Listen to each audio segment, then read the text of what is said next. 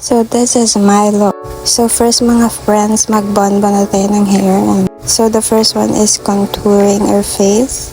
Pinaka-favorite part ko to ng makeup. I-contour. Takpan ng mga taba-taba mga friends.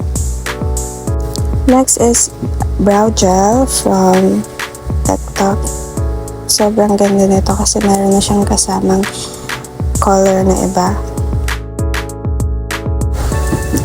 And then, tsaka ko siya papatungan na tong eyeshadow.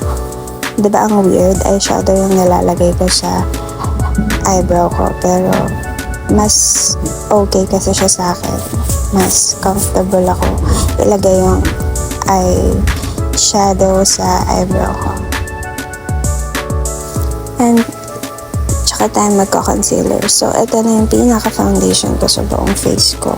Hindi ko alam mga friends, pero hindi na ako nagpa-foundation. Yung concealer sa akin, yun na yung foundation ko. Panglinis ng kilay and all that stuff. So, ayan, didinisin ko lang muna yung kilay ko para maging perfect siya. So, walang perfect kahit hindi yan pantay. And then, i-blend natin siya gamit ang basang sponge. So, guys, if you want to look clean, basain yung sponge na. Tsaka tayo ngayon mag-eyeshadow, which is, I really love this brown shade of this palette.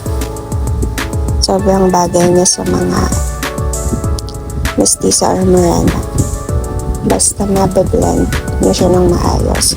And mag-start kayo sa pinaka-dulo ng eyes niya. And then, tsaka tayo ngayon magba-blush on. So, blush on ko is lip tint. Hindi ako nag-iiba ng ayoko ng powder or anything. And then, mascara sa baba ng palikpad ako kasi nakapag DIY eyelashes na ako. So, ito na lang problema ko.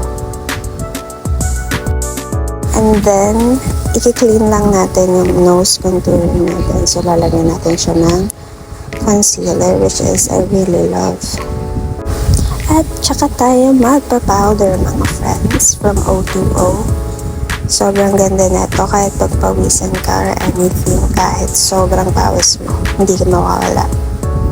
And last, tsaka tayo mag-highlight ng face natin. Itong highlighter na to, meron siyang glittery effect. Sobrang ganda niya. Pag nagpe-perform ka, sobrang kitang-kita niya.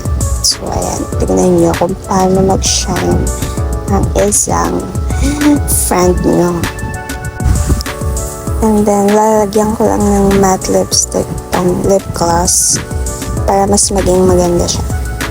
So last, lalagyan ko lang ng shimmer yung body ko. And this is my look. Bye!